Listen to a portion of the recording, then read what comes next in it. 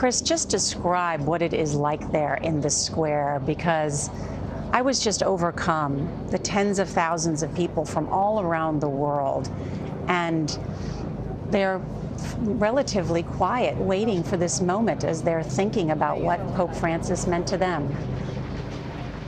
Loud applause Indeed, Nora. for President Zelenskyy of Ukraine. Wow.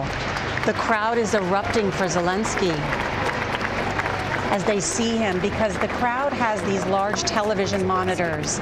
And as soon as the shot of Zelenskyy was shown, there was this huge applause. And hold on, Chris, because I just want to ask, the Rogito last night that was buried with Pope Francis talks about his accomplishments, and he, in that, talks about war around the world and Ukraine, right, John?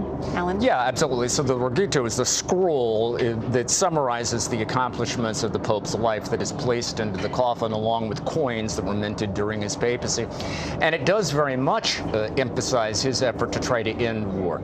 The Pope was extraordinarily active on Ukraine from the very beginning of this conflict. At one point, he actually appointed a personal diplomatic troubleshooter, Cardinal Matteo Zuppi of Bologna, who's the president of the Italian Bishops' Conference, who traveled to Moscow and to Beijing and to Washington and to Brussels to try to bring an end to this conflict, or at least to try to bring some humanitarian relief to it.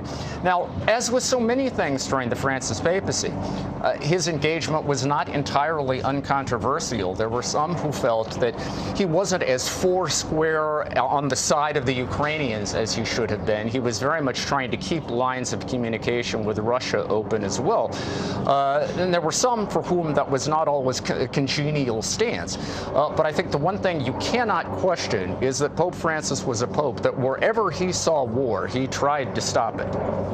And now we see, of course, members from Arab countries as well. This Pope also visited the Arabian Peninsula. One of his reforms was this interfaith dialogue, right?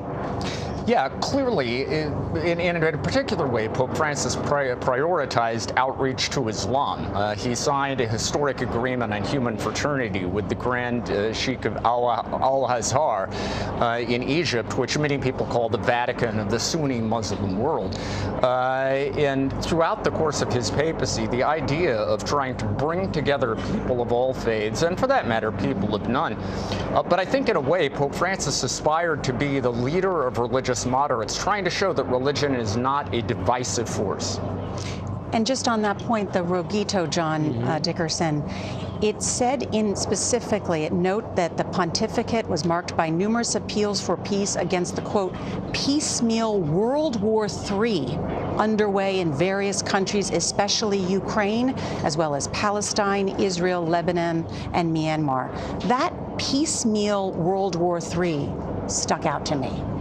The geopolitical role as a peacemaker, but also, Monsignor, it is a part of the pastoral role to reach out into new parts of the countries. You were saying 23 new countries have cardinals as representation. Yes, absolutely. And just at the end of that Rogito, there really is a summary of Pope Francis telling us that he was an exemplary witness of a universal father. He was an exemplary witness of a holy life, and I think most importantly to me, an exemplary witness of humanity.